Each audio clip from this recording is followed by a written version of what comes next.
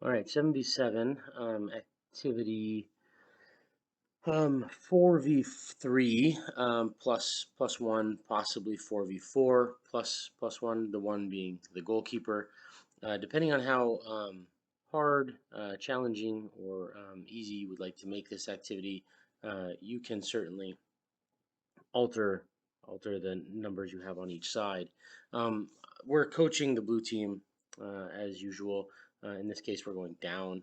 Usually in our diagramming, we go up, um, but in this case, I went down. I don't know why. I apologize. Either way, we're starting from the goalkeeper generally. So a lot of your activity, you might start balls there. Every once in a while, you could start from the goalkeeper's hand, or you could start from the goalkeeper's like a goal kick. So you could play a ball in to the goalkeeper and then kind of show what it looks like and emulate that. So maybe coach, you're on the sideline with balls, or you're up here.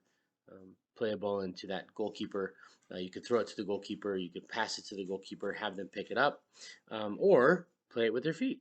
And we're live. Um, you could do a bunch of different things as far as starting the ball and getting it to the goalkeeper, because the way we want to work on this, preventing buildup, is preventing buildup when the goalkeeper gets the ball, whether that's a goal kick or a or distribution or what have you. Um, so when that goalkeeper plays the ball, let's say to this outside back, we want to look at when should we pressure. So we want to pressure, we want to move outside this build out line when the ball moves, okay? So this red team right now has 3 players. You could do this where you're playing 2 forwards and a midfielder. Let's say you play a 3-1-2 in a 7v7. That would be a good setup. That's generally what I would play. Let's say, sorry, you play a 3-2-1. That's what this would look like.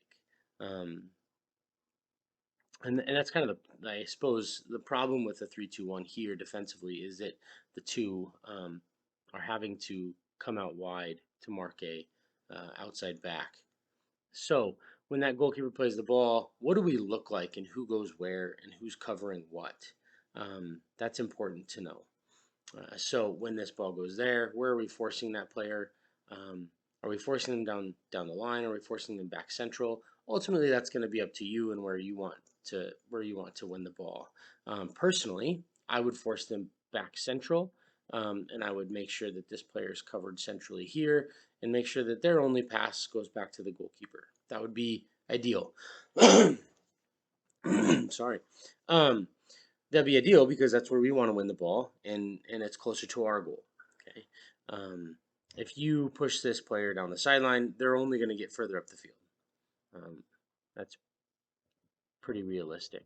So they've got 3 in the back plus one. We've got 2 plus or 3 plus a neutral if we want. Sorry, a support player if we want to use a support player. So if you want red to be able to really attack after they get the ball, you might use this as your support player in the attack, so they can play it back to that player to go again if they need that player.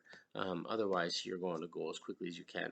So that would be the final point: is when we do win it, where do we go, and can we do that quickly?